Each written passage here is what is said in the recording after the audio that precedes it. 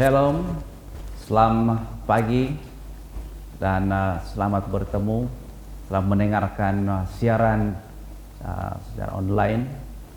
Kita memuji Tuhan dan bersyukur kepada Tuhan karena telah memimpin kita sepanjang minggu melalui pelbagai cabaran yang kadang-kadang coba menggagahi kita, tapi Tuhan ada di pihak kita, menolong kita untuk mengatasi semua kesulitan. Jadi pada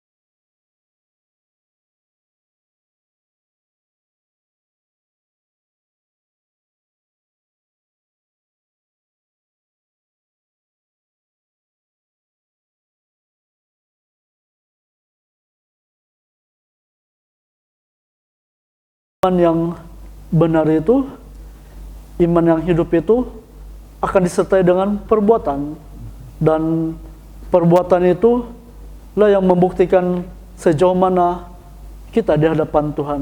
Dan kalau kita mengakhiri doa kita dengan mengatakan amin, kita dengan kata amin, dan itu membuatkan kalau kita masih ada kerisauan, itu sepertinya doa yang kosong. Kita hanya beritahu kepada Tuhan, tetapi diakhiri dengan seperti itu, dan kerisauan, walaupun kita sudah mengatakan amin, maka itu akan membuatkan doa itu menjadi sia-sia apabila ada kerisauan. Jadi kita harus percaya dan biarkan Tuhan akan melakukan sesuatu dalam kehidupan kita. Terima kasih, Pastor. Jadi saudara dan saudari, kita mendapati dalam perbincangan awal ini bahwa kepercayaan itu harus disertai dengan perbuatan. Ya. Sebagai tambahan lagi, ketika kita sakit, kita berdoa, ya itu sesuatu yang baik. Tetapi kalau ada obat-obatan di rumah, kita harus juga ambil obat, telan obat itu. Ya. Jadi demikian Hizkia melakukan sesuatu, ketimbang imannya kepada Tuhan, dia juga melakukan sesuatu tugasan. Ya. Karena itu sudah boleh membuat dia lebih maju dalam kepercayaannya akan Tuhan. Jadi kita teruskan kepada perbincangan ke hari Isnin. Saya ingin ajukan pertanyaan ini kepada Pastor Repama. Kita melihat dalam tajuk pada Isnin ini adalah propaganda.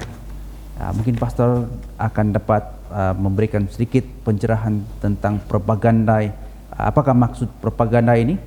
Dan seterusnya saya ingin supaya Pastor dapat mencerahkan lagi bagaimana dalam kehidupan kita, ya, sebagai orang-orang Kristen, ada waktu-waktu atau situasi di mana kita tercabar oleh berita-berita yang membuat kita merasa cemas dan sebagainya. Sepertinya kita sedang mulai mempercayai sesuatu kabar-kabar angin. Mungkin Pastor Pama boleh jelaskan hal ini. Silakan. Terima kasih Pastor Ledis. Persoalan yang mantap sebenarnya. Kalau kita lihat hari Isnin, tajuk kecilnya adalah propaganda. Saya juga mencari beberapa terjemahan apa sebenarnya maksud propaganda ini. Sebab mungkin ada di antara kita seperti saya juga yang bingung apa sebenarnya propaganda. Namun apabila saya mencari maksud propaganda, propaganda adalah satu cara untuk menerangkan, ataupun cara lain adalah berkempen agar orang itu percaya atau yakin dengan apa yang saya bawa. Nah, kalau di hari Isnin ini menceritakan tentang Rabshakeh. Rabshakeh adalah seorang utusan Raja Asyur untuk membawakan propaganda kepada orang Yehuda supaya percaya kepada Asyur. Nah, propaganda ini boleh jadi betul ataupun tidak. Nah, kadang-kadang manusia zaman sekarang ini seringkali percaya pada suatu hal yang belum disahkan sahih. Sebagai contoh, kita sekarang di masa pandemik, kita masing-masing ada WhatsApp. Apabila pandemik itu masuk dikaitkan dengan 666, semua orang percaya. Kadang-kadang kita punya iman tergoyah sedikit. Walaupun kita percaya sama Tuhan, tapi iman kita goyang karena ada propaganda yang lebih meyakinkan, Sebagai contoh, kalau kita lihat propaganda yang dibawa dibawa oleh Rabshakeh hanya ada satu kata kuncinya, yaitu kalau kita lihat dengan baik, kepada siapa engkau berharap. Sebenarnya itu yang dia bawa. Dan kalau kita lihat Raja Hizkia ada 3 jawaban yang dia boleh bagi. Yang pertama adalah percaya kepada Mesir. Yang kedua, percaya dapat berharap pada Tuhan, dan yang ketiga, dapatkah saya berharap kepada Raja Asyur. Nah, inilah propaganda yang Rabshakeh ini bawa. Nah, kembali pada diri kita, kemungkinan besar ini yang kita sedang goyah sekarang. Apakah COVID-19 ini benar-benar 666 ataupun apakah benar ini menunjukkan Yesus sudah mau hampir datang? Nah, ini yang menggoyahkan iman kita. Nah, saya mau minta izin, bolehkah saya bagi pengalaman Pastor? Persilakan Pastor. Terima kasih. Saya ada pengalaman begini, mungkin ada jauh sedikit dari cerita ini, tapi mungkin ada kaitan juga. Disebabkan pada waktu sebelum saya jadi pastor, saya itu sangat berminat, ataupun minat saya untuk bekerja adalah sebagai seorang pegawai bomba. Seorang pegawai bomba. Dan dari tingkatan 1 sampai tingkatan 6 saya adalah wakil kedet bomba yang paling aktif di SMK Kota Marudu. Dan saya pernah wakil Sabah untuk peringkat kebangsaan, dan puji Tuhan Johan di peringkat kebangsaan. Namun pada saat saya sudah menerima surat untuk interview temu duga untuk mendapat kerja, di sanalah iman saya goyah. Kenapa? Pertama, apabila saya pikir kembali, setiap Sabat sepanjang 7 tahun saya bersekolah, jarang saya ke gereja. Kenapa? Saya masih berharap saya pasti dapat ini kerja karena saya paling aktif di sekolah. Namun pada saat saya sudah sampai di temu duga, baru sesi pertama saya sudah digugurkan. Kenapa? Kemungkinan besar itu adalah hal tentang agama. Perbandingan daripada kad pengenalan. Dan saya punya jurulatih waktu itu datang, dia bilang, saya rasa kau boleh dapat, dan kau memang dapat, tapi disebabkan saya mengharapkan orang yang hanya melihat luaran saya tidak dapat. Kenapa? Saya masih mengharapkan kemampuan saya masih mengharapkan kebolehan yang saya boleh buat. Namun di sebalik semua itu, Tuhan nampak, dia bilang, kau kurang di segi rohani. Apa yang saya lakukan adalah berharap pada Tuhan. Saya katakan begini, banyak sudah yang saya ambil untuk isi apply semua pekerjaan, namun saya tidak dapat dari segi kerajaan. Doa saya hanya satu, Tuhan, dimanapun kau letak saya akan datang.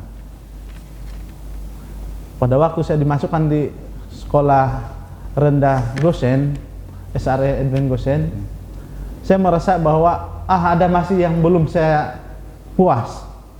Saya sambung sekolah, dan puji Tuhan pada saat ini saya sudah jadi pendeta. Jawaban bagi saya untuk adik-beradik saya adalah begini, Tuhan sudah menjadikan saya pegawai bomba, memadam kemarahan orang, bergaduh-gaduh, percaya pada Tuhan. Saya sudah jadi polis, yaitu kalau ada salah saya kasih tahu secara rohani. Kenapa? Segala sesuatu yang terjadi itu berkaitan dengan rohani kita. Kalau kita baik pada Tuhan, maka kita akan setia kepada semua orang. Kenapa? Kita setia sama Tuhan. Jadi mungkin sampai sana Pastor. Oke, terima kasih. Satu pengungsian yang sangat baik, sangat menarik, sangat terkait dengan iman percaya. Saya percaya Pastor Herni juga mempunyai pandangan tersendiri yang mau dikongsikan. Ya, apabila kita melihat daripada propaganda yang dilakukan daripada utusan Asyur kepada Raja Yehuda ini membuatkan sedikit dan juga mungkin tetapi memberikan sesuatu yang menjadikan Hizkia itu sangat takut dengan ancaman daripada orang-orang Asyur ini pada waktu itu.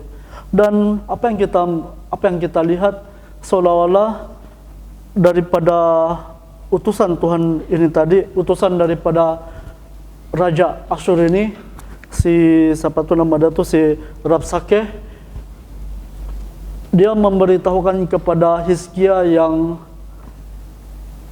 apa yang telah terjadi pada masa akan datang. Maksudnya dia memberikan pengharapan kepada orang-orang Yehuda bahwa Allah orang Israel itu, ataupun kita sebut juga sebagai Allah orang Yehuda itu, tidak dapat menyelamatkan mereka di masa yang akan datang, dan tidak akan dapat menolong mereka lagi.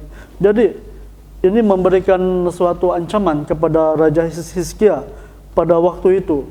Tetapi apa yang kita lihat, Hizkia berpaling kepada Allah dengan rendah hati.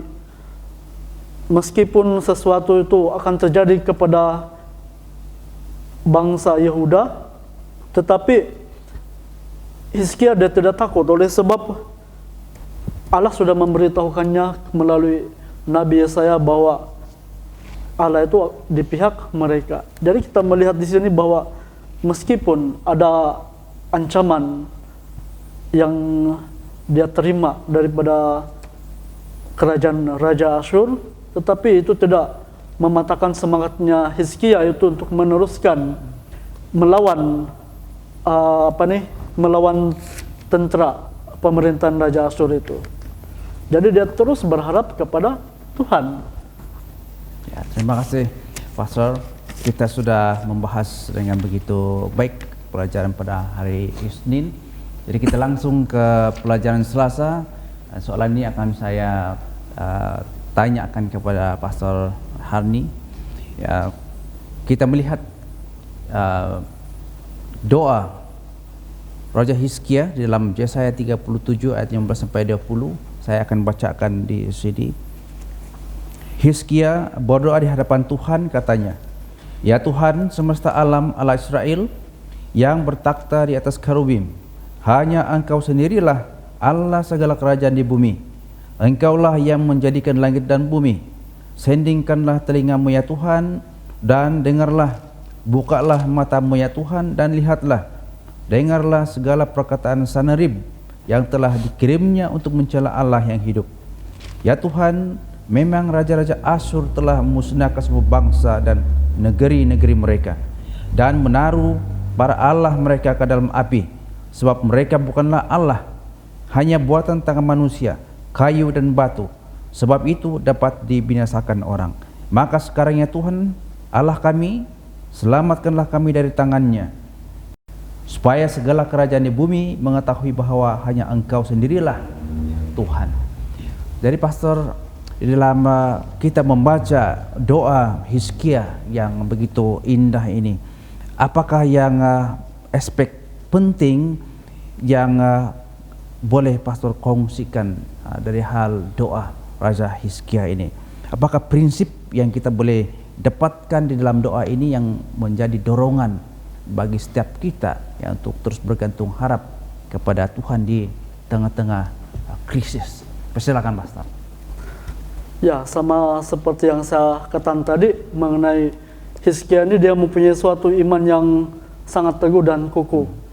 Dan dia bukan saja sebagai seorang Raja Yehuda, tetapi dia membuat sesuatu yang baik di hadapan Allah. Maksudnya dia telah menumbangkan dewa-dewa yang telah didirikan oleh ayahnya pada waktu itu Raja Ahaz. Tetapi akhirnya pada kemunculan pada pemerintahannya Raja Yehuda ini, Raja Hizkia ini, akhirnya dia mendapat dia mendapat sesuatu yang sesuatu kesempatan, peluang untuk melakukan penyerahan sepenuhnya kepada Allah. Jadi perkara ataupun fokus daripada pengalaman Hizkia yang kita boleh dapat dalam pelajaran ini adalah semuanya berkaitan dengan iman kita. Ketika kita mendapat ancaman daripada pihak lain, itu adalah menyangkut kepada iman kita, dan kita harus datang kepada Tuhan untuk memohon pertolongan, untuk meminta kepadanya. Dan percayalah, campur tangan daripada Tuhan, campur tangan kebenaran Tuhan itu yang terpancar melalui kehidupan kita akan memberikan kemenangan yang besar apabila kita berserah kepada Tuhan. Jadi begitu juga dan Hizkia. Hizkia ini dia datang kepada Tuhan dan dia percaya bahwa Allah akan menolongnya. Pada waktu dia menerima surat ancaman itu, dia tidak takut lagi, tetapi dia tidak takut lagi. Dia datang kepada Tuhan dan terus berdoa untuk memohon pimpinan daripada Allah. Jadi kita lihat bahwa imannya itu tidak tergoncang. Imannya itu tidak akan tergoncang meskipun keadaan pada waktu itu dalam keadaan yang goncang, tapi imannya tidak goncang. Ya, seperti itu. Terima kasih penjelasan yang begitu baik. Ada waktu-waktu di mana kesusahan itu datang, kita langsung lupa berdoa. Bagaimana seharusnya sikap setiap orang bila mana menghadapi situasi tekanan, godaan dan sebagainya, supaya tidak lupa berdoa. Terima kasih Pastor. Kalau kita lihat, terkadang banyak yang lupa berdoa, termasuklah diri saya sendiri. Namun sekiranya kita punya hubungan dengan Tuhan itu baik, maka kita tidak segan-segan untuk berdoa pada Tuhan. Saya mau mengambil sedikit pelajaran kita yang dari dua sahabat yang lalu, di mana manusia diizinkan untuk merasakan akibat daripada kebodohannya. Maksudnya begini, Tuhan tidak meninggalkan kita, tapi Dia mau mengajar kita. Kadang-kadang waktu kita sudah jalan, kalau bagi saya sendiri, saya sudah jalan naik motor, jauh sudah saya lupa berdoa, Tuhan akan mengingatkan saya dengan satu kumbang kena di mata sakit. Baru saya berhenti. Tuhan terima kasih, kasih ingat saya berdoa. Jadi saya berdoa. Itu adalah bukti bahwa kita itu ada hubungan baik dengan Tuhan. Tuhan akan menggunakan segala sesuatu untuk mengingatkan kepada kita kembali. Nah, kalau saya lihat kembali di sini tentang Raja Hizkia, saya sangat suka dengan ayat terakhir dalam Yesaya 37 ayat yang ke-20. Saya ambil ayat yang kata-kata yang terakhir, hanya engkau satu-satunya. Maksudnya iman dia itu tidak goyang sama yang lain. Kalau kita lihat kembali, memang benar Rabshakeh ada membawakan propaganda bahwa Raja Hizkia sudah menyinggung hati Tuhan, dan Tuhan tidak mau membantu dia. Kenapa? Banyak yang tempat-tempat mezbah dihapuskan, dirubuhkan oleh Raja Hizkia ini. Namun kalau kita lihat kembali, yang dia rubuhkan adalah patung-patung Asyera dan sembahan-sembahan yang lain. Mungkin di mata manusia perbuatan Raja Hizkia salah, tapi di mata Tuhan itu benar. Nah, oleh itu kembali pada diri kita kembali. Memang benar, kadang-kadang kita lupa berdoa, tapi kalau menentukan kita punya iman, percaya pada Tuhan, itu hanya melihat kepada hubungan pribadi kita masing-masing. Mungkin sampai sana Pastor. Oke, terima kasih.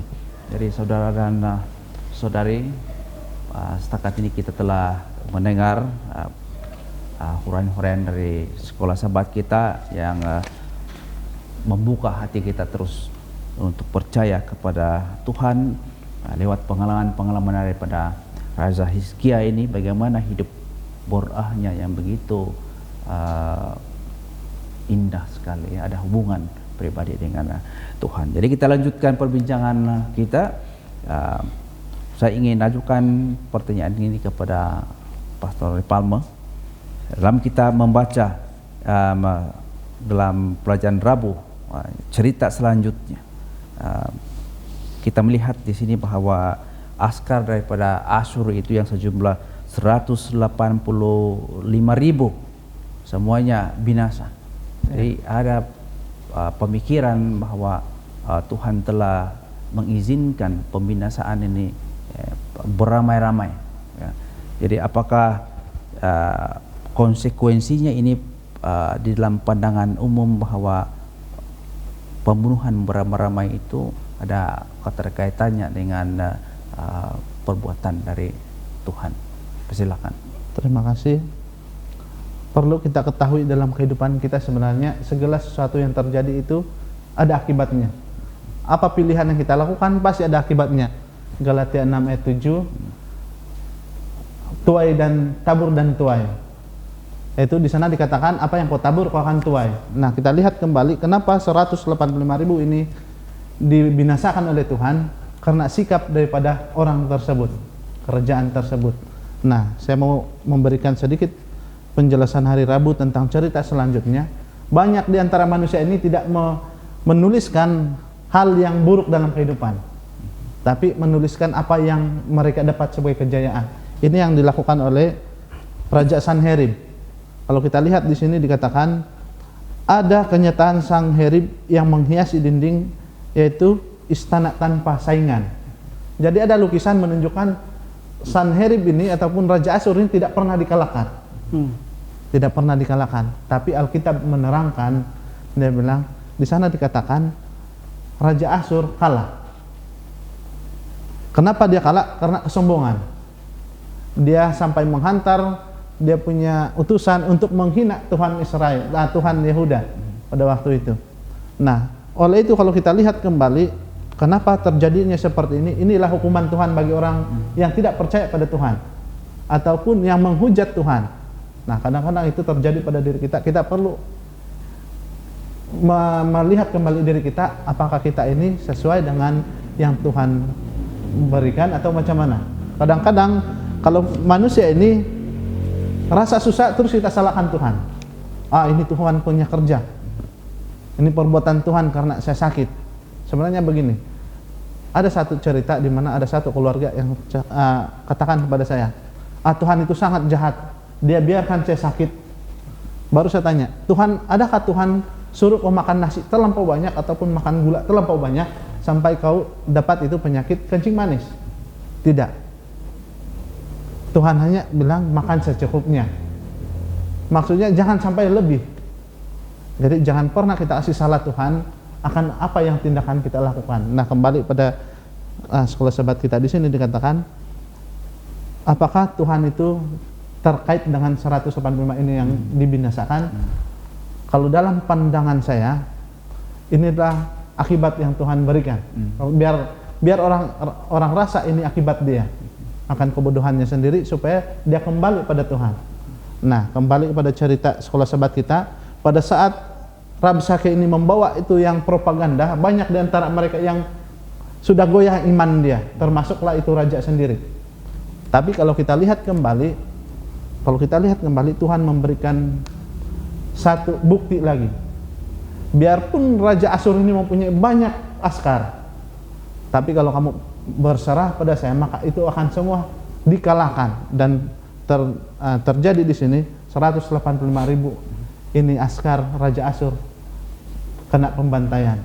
Kenapa? Inilah kuasa Tuhan yang membuktikan kesombongan itu boleh dibuang. Nah, mungkin sama-sama Pastor. Oke, terima kasih Pastor.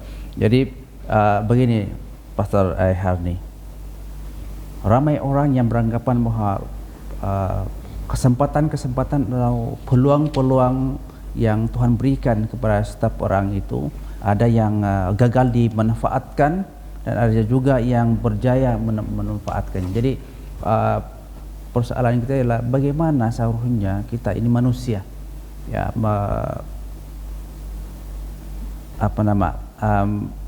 menggunakan ataupun kita ambil peluang ya yang Tuhan berikan kepada kita untuk lebih dekat kepada Tuhan. Saya kira itu adalah hal yang banyak kali gagal dimanfaatkan oleh kebanyakan orang.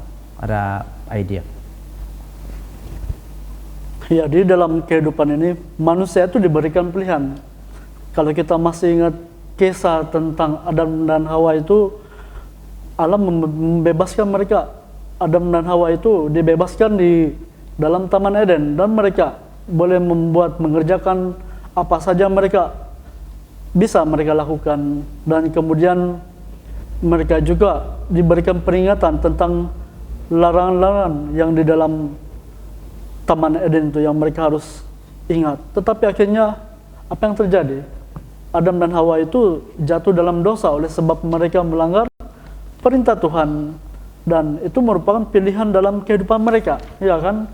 Jadi kita melihat daripada kehidupan Adam dan Hawa itu, mereka diberikan kebebasan untuk melakukan pilihan. Dan saya percaya bukan saja pada waktu Adam dan Hawa, setiap generasi daripada sejak dahulu sehingga sekarang, generasi manusia itu diberikan pilihan oleh Allah untuk membuat sesuatu pilihan dalam kehidupan itu. Dan saya terimbas kembali apa yang disebut di dalam buku Yeremia 29 ayat 11 yang mengatakan tentang janji Allah. Segala rencana Allah itu mendatangkan damai sejahtera dan bukan mendatangkan kecelakaan kepada manusia itu, dan memberikan hari depan yang penuh harapan, masa depan yang penuh harapan.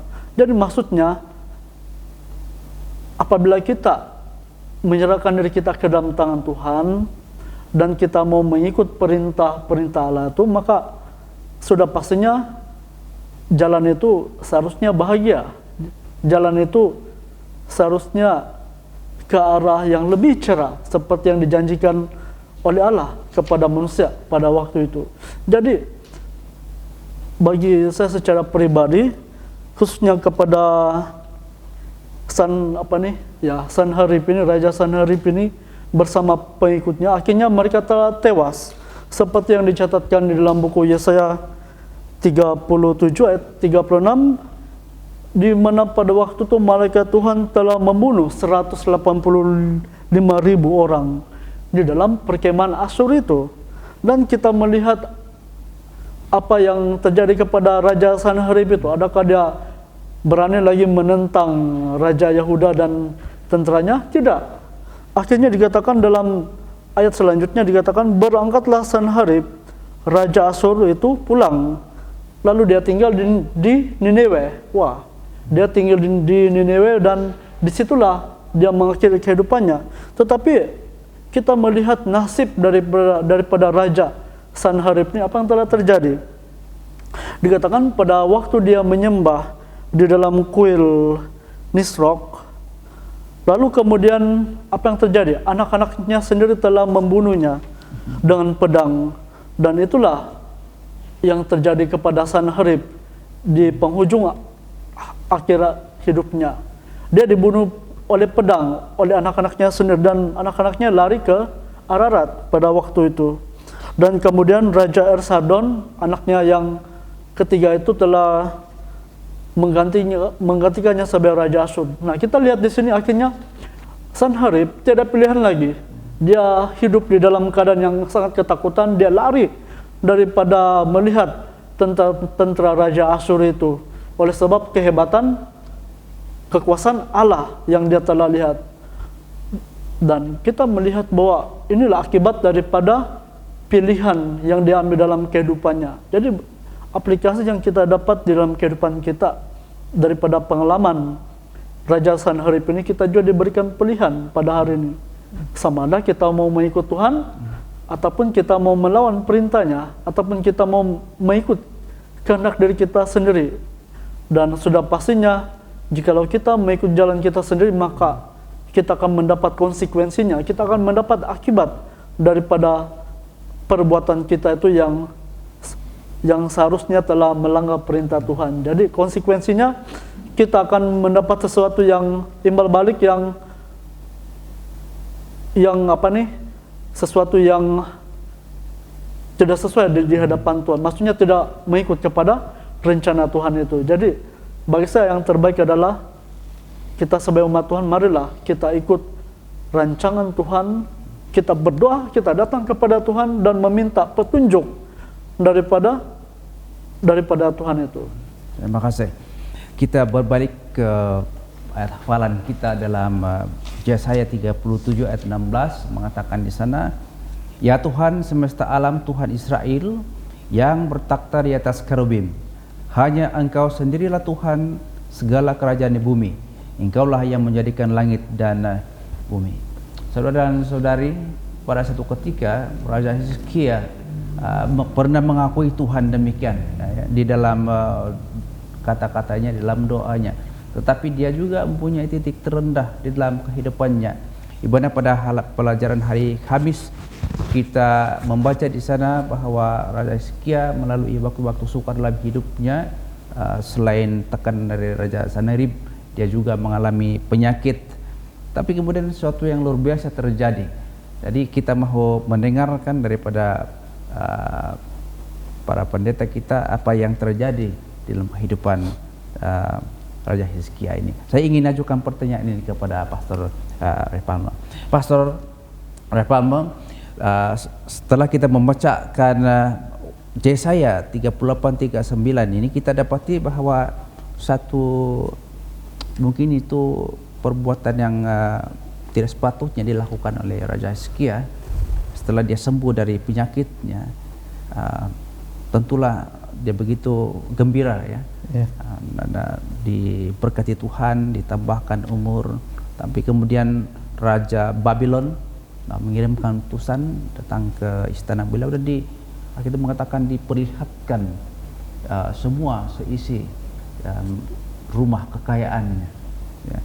Tapi kemudian ada teguran daripada Tuhan melalui Nabi Yesaya. Barangkali Pastor Repalmo dapat menghuraikan akibat-akibat yang terjadi dan apa seharusnya yang kita lakukan dalam aplikasi kehidupan seharian kita. Silakan. Terima kasih Pastor. Kembali kepada kehidupan manusia sebenarnya. Di dalam kehidupan manusia itu ada dua hal yang akan menjauhkan kita daripada Tuhan. Kalau kita lihat di sini waktu sakit dan waktu senang. Saya klasifikasikan ini kepada dua. Pada saat kau gembira, kau akan lupa Tuhan. Pada saat kau sakit, boleh jadi kau boleh lupa Tuhan. Nah, inilah yang terjadi kepada Raja Hizkia. Pada waktu dia sudah sakit dan datang Nabi Yesaya memberitakan dia akan mati. Dia memalingkan muka menghadap dinding dan dia berdoa. Tuhan, kau tidak tengok ke saya tahun-tahun yang sudah saya buat. Saya adalah orang yang menyucikan Tuhan, dia bilang. Itu yang berhala-berhala saya buang semua. Kenapa kau tidak tengok itu, dia bilang. Kadang-kadang manusia seperti kita pun jadi seperti itu pada waktu kita sedang sakit. Kita akan melihat, Tuhan, kau tidak ingatkah begini-begini saya buat. Dan Tuhan berfirman melalui Nabi Yesaya, kau akan diberi lagi 15 tahun. Nah, kebanyakan kita ini meminta supaya kita diperpanjangkan umur. Tapi kalau lihat kembali, kalau sudah dia bilang Tuhan kau akan mati, lebih baik kita terima mati. Adalah lebih baik mati di dalam Tuhan daripada mati di luar daripada Tuhan. Nah, kalau kita lihat kembali, Raja Hizkia sehat dan dia sepatutnya ada kesempatan untuk memberitakan tentang Tuhan, kebaikan Tuhan dalam kehidupannya kepada orang-orang Babel, tapi dia tidak kasih tunjuk.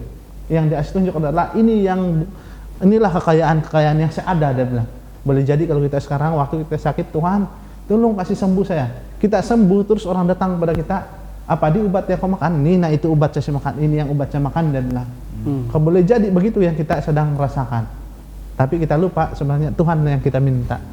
Tuhan yang beri kita kekuatan, berikan kesembuhan. Nah, kembali pada sini pertanyaan pastor tadi, apa yang menyebabkan kita jauh? Itu kata pastor. Kita jauh daripada Tuhan. Boleh jadi terlalu gembira. Saya sudah kena bagi 15 tahun lagi. Betul. Kita kena bagi 15 tahun lagi. Tahun yang terakhir mungkin boleh saya kasih boleh saya bertaubat.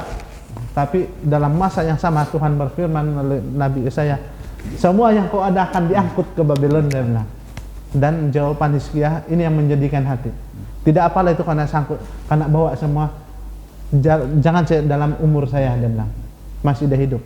Dan setelah dia meninggal, semua itu memang benar dibawa ke Babylon. Nah, kembali pada kita, jangan kita kasih keras hati kita kalau kita ditegur. Tuhan sudah baik tegur kita, tapi kita yang tidak dapat menerima teguran.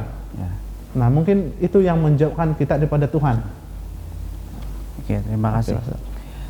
Barangkali Pastor hari ini juga ada sedikit tambahan dari hal pembincangan yang kita jalankan sekarang.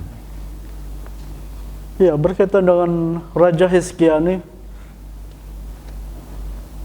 ada masa di mana dia telah jatuh sakit kan, dan kemudian dia menangis, dia menangis di hadapan Tuhan dengan menoleh ke belakang, dia menoleh ke dinding, dan kita melihat, kita coba membayangkan bahwa itulah kesedihannya yang amat sangat, sehingga dia pun menangis dengan amat sangat, dan dia mengatakan, ingatlah kiranya engkau mengingati aku, sebab saya adalah seorang yang sangat baik, yang tulus hatinya, dengan seperti itu. Dan kemudian dia mengatakan kiranya Tuhan memperpanjangkan umurku, dia katakan seperti itu. Tetapi akhirnya Allah telah menjawab doanya, dan akhirnya Raja Hizkia dia mau mendapatkan satu tanda kan pada waktu itu, dan kemudian akhirnya apa yang terjadi, matahari itu bukan pula maju ke depan tetapi mundur ke belakang dengan 10 tapak, dikatakan kalau menurut Alkitab 10 10 tapak ke belakang matahari itu telah mundur. Jadi kita melihat apa yang terjadi daripada kehidupan Hizkia ini memperingatkan kepada kita bagaimana Allah juga boleh memberikan jawaban kepada kita. Dia juga boleh memberikan tanda kepada kita sekiranya kita mahu daripada Tuhan itu. Dan apa yang terjadi di sini adalah dengan iman Raja Hizkia itu akhirnya dia telah disembuhkan. Allah telah mendengar doanya. Dan saya percaya kita sebagai umat-umat Tuhan juga harus mempunyai suatu kepercayaan yang sama, ataupun kita harus mempunyai iman yang benar-benar nyata di dalam kehidupan kita, di mana kita benar-benar melakukan doa kepada Tuhan. Dan apa yang kita boleh lihat daripada cerita Raja Hizkia ini ada juga menyedihkan, di mana kita lihat dia memperlihatkan kekayaannya kepada Raja Babylon yang datang pada waktu itu. Dan sepatutnya dia memperlihatkan apa yang Allah telah lakukan dalam kehidupannya kan. Tapi apa yang terjadi di sebalik semuanya itu dia memperlihatkan segala harta benda, segala kekayaan yang dia ada pada waktu itu. Dan itu adalah sepatutnya menjadi suatu peluang dia beritahu kepada para tetamunya bahwa Allah yang disembah itu adalah Allah yang benar. Tetapi dia tidak mengambil peluang untuk memberitahukan bahwa Allah yang dia sembah itu adalah Allah yang benar. Jadi kita melihat bahwa sebagai umat Tuhan, apabila mukjizat telah terjadi dalam kehidupan seseorang itu, apabila kita mengalami pengalaman berjalan bersama Yesus Kristus, adakah kita sudah mengambil suatu langkah untuk menceritakan perkabaran tentang kuasa Yesus itu yang telah memberikan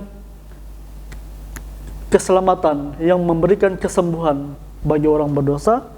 Jadi saya percaya itulah inti daripada pelajaran hari Kamis, di mana kita sebagai umat Tuhan memperlihatkan, menyatakan Allah yang benar itu melalui kehidupan kita kepada orang lain. Oke, terima kasih. Dua soalan sebelum kita mengakhiri perbincangan pada pagi ini, saya masih ingin mengajukan dua soalan untuk dibincangkan. Dan dua soalan terakhir ini saya ingin supaya Pastor dapat singkatkan jawaban kita. Yang pertama adalah saya tertarik pertanyaan dalam sekolah sahabat kita mengatakan, ya, bagaimana syaitan itu dapat menyerupai tindakan dari Rabshakeh Asyur atau juru minuman agung dari Lakis ini. Saya ingin ajukan pertanyaan ini kepada Pastor Ray Palma. Ya, bagaimana syaitan dapat menyerupai tindakan-tindakan Rabshakeh ini? Terima kasih. Kembali kepada pertanyaan tadi adalah bagaimana setan boleh menyerupai seperti yang dilakukan oleh Rabshakeh. Kalau kita lihat hari itu termasuk pada hari Isnin. Pertama kita lihat yang pertama di sini dikatakan bahwa ada kekuatannya seperti yang sudah dikatakan. Sebagai contoh, kalau Rabshakeh dia bilang, kerajaan Asyur ini kuat. Contoh adalah mereka sudah menawan kota Lakis yang kotanya mempunyai kubu pertahanan yang paling kuat. Tapi dia dapat kalahkan. Nah, begitu juga dan kadang-kadang dengan perbuatan setan, dia boleh menyerupai yang Tuhan lakukan, tapi tidak seperti yang Tuhan lakukan sebenarnya. Nah, yang kedua adalah kalau kita lihat di sini, membawa satu pasukan tentara Asyur yang perkasa bersama-sama dengannya, mengetahui nasib para tentara dan kota-kota termasuk tempat lain. Sepertinya mereka tahu sesuatu. Kadang-kadang manusia ini sebagai contoh suka datang kepada Bomo. Kenapa? Bomo itu sepertinya sudah tahu dan bilang, sebenarnya itu hanya ramalan. Nah, itu setan boleh lakukan. Setan suka membuat ramalan-ramalan, dan itulah yang kadang-kadang kita percaya kepada yang contoh konspirasi. Kita percaya itu, tapi sebenarnya itu bukannya seperti itu. banyak orang yang sekarang bingung dengan 666 tentang chip ataupun bagaimana atau selainnya. Tapi kita tidak baca di dalam Alkitab itu bukan mengenai itu. Nah, kadang-kadang setan boleh pakai menggoyangkan iman kita, menggoyangkan kepercayaan kita kepada sesuatu yang kita tidak percaya, tapi kita percaya akhirnya. Nah, kemungkinan dari itu, kadang-kadang apa yang kita lakukan betul, kadang-kadang itu tidak benar di mata Tuhan. Nah, seperti yang setan lakukan, setan itu boleh jadi dia buat betul, tapi tidak benar di mata Tuhan. Sebagai contoh, kalau bagi kita sendiri, perbuatan yang, saya rasa ini betul sebab saya buang semua ini yang tidak baik. Saya sakit, saya jumpa bomo ini, saya tidak sembuh, saya jumpa yang lain lagi. Dan kita sembuh, betul, yang di sini betul. Sebenarnya itu masih kekuasaan setan. Masih kekuasaan setan. Itulah kadang-kadang kalau bagi saya sendiri, bagaimana setan itu boleh melakukan semua itu dengan apa yang kita nampak. Kenapa manusia ini sangat percaya pada apa yang kita nampak dulu baru percaya. Dan setan boleh pakai itu untuk dalam kehidupan kita. Terima kasih Pastor, penjelasannya begitu baik sekali. Jadi untuk ulasan yang seterusnya, saya ingin beri pulang kepada Pastor Harni. Ada perkongsian mengenai hal tersebut, bagaimana setan masih boleh menggunakan medium dan sebagainya untuk mengubah pandangan umat-umat Tuhan khususnya. Ya, setan dia itu boleh saja melihat gerak-geri manusia itu kan, ya. Dia boleh melihat seseorang itu dalam keadaan yang ketakutan, kerisauan, seperti itu. Tetapi satu perkara yang setan tidak dapat lakukan adalah setan tidak dapat membaca hati manusia itu.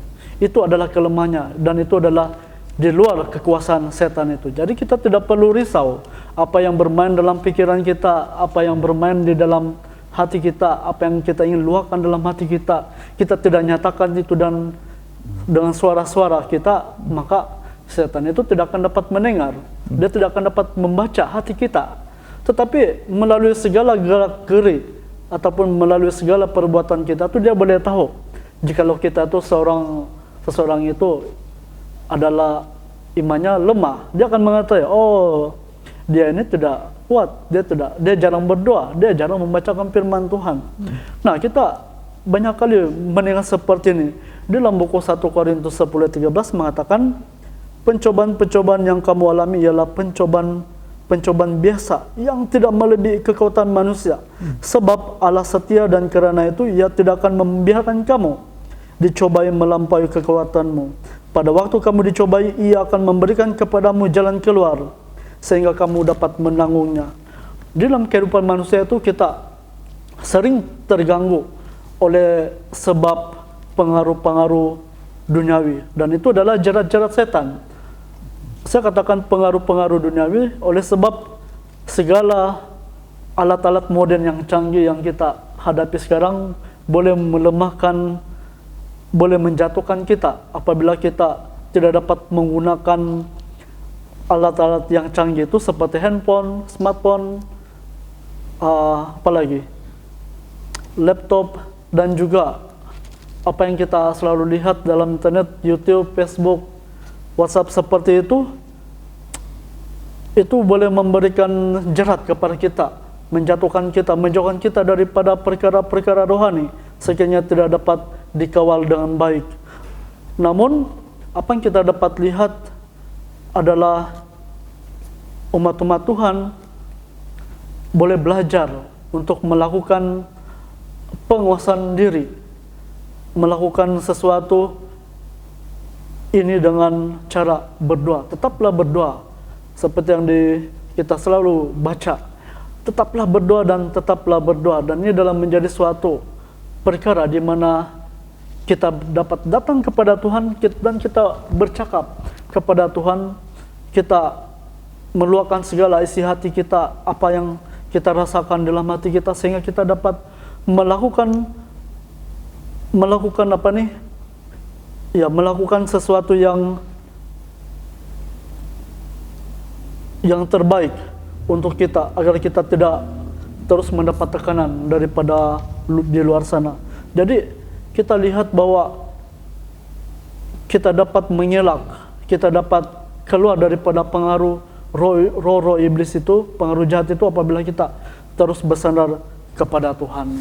Terima kasih Pastor. Kita pergi ke soalan perbincangan kita yang terakhir. Kita sudah menyentuh dalam pelajaran ini bahwa kita perlu percaya terus-menerus kepada Tuhan. Tapi satu hal yang kita alami adalah krisis akan datang dalam hidup kita. Dan bagaimana kita mahu berdepan dengan krisis itu dapat membimbing kita sama ada jauh atau dekat dengan Tuhan. Jadi soalan terakhir ini saya ingin penjelasan sedikit saja daripada pastor, kedua pastor, bagaimana dalam pengalaman Anda, bagaimana krisis itu dapat memperkuat percaya pastor kepada Tuhan. Jawabannya singkat mungkin Pastor. Pastor Palma dulu. Terima kasih. Hanya ada satu hal yang saya percaya adalah, kalau saya ingat di dalam Alkitab ada yang dituliskan, segala sesuatu itu kita dapat tanggung di dalam Yesus. Pada saat saya merasakan iman saya goyah, saya hanya ingat Tuhan. Pada waktu bakal ibu mertua saya meninggal, di sanalah iman saya goyah. Kenapa? Saya bertanya begini, 5 menit sebelum dia meninggal saya berdoa, amin, dia ikut berdoa. Tapi 5 menit setelah itu dia meninggal di depan mata saya, dan saya bilang, Tuhan, apakah saya ini, doa saya itu menyebabkan keadaan begini? Kalaulah saya Tuhan, saya mau ambil balik, kenapa saya masuk balik? Kenapa saya mau waktu yang masih lama bersama dengan dia?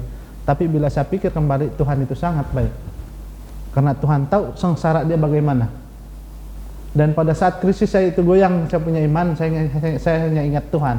Dia bilang, segala perkara aku dapat kita tanggung di dalam Dia yang memberikan kekuatan. Dan saya yakin pada waktu itu Tuhan tahu sengsara itu ibu mertua di sana, dan Dia sudah istirahatkan. Seperti yang Rasul Paulus tuliskan, dia bilang begini, sewaktu dia masih hidup untuk Yesus, tapi mati adalah keuntungan, karena tidak ada kesengsaraan lagi. Dan di sanalah saya punya iman kuat, karena Tuhan kasih ingat, bukan kau yang pegang itu hidup, tapi Dia, tapi Tuhan sendiri. Jadi bagi saya adalah, biarlah Tuhan yang atur hidup saya. Sekiranya saya mempunyai krisis iman, serahkan sama Tuhan, dan Tuhan akan menguatkan kembali. Terima kasih. Sedikit tambahan dari Pastor Harni. Bagaimana kita dikuatkan dalam iman?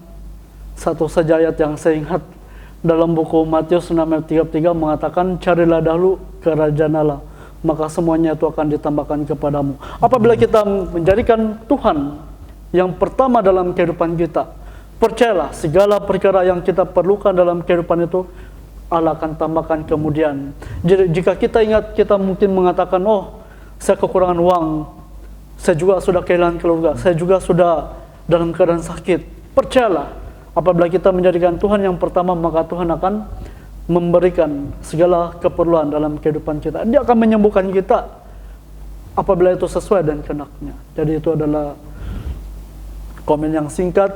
Kita menjadikan Tuhan yang pertama sesuai dengan tema kita pada tahun ini. Kita menjadikan Tuhan yang pertama. Amin.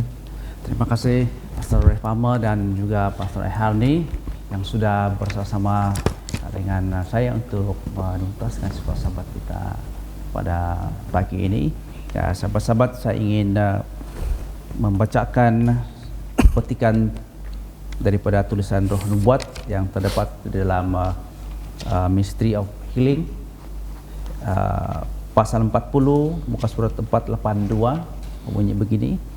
Dalam hari-hari tergelap, ketika satu keadaan yang paling menakutkan, percayalah kepada Tuhan.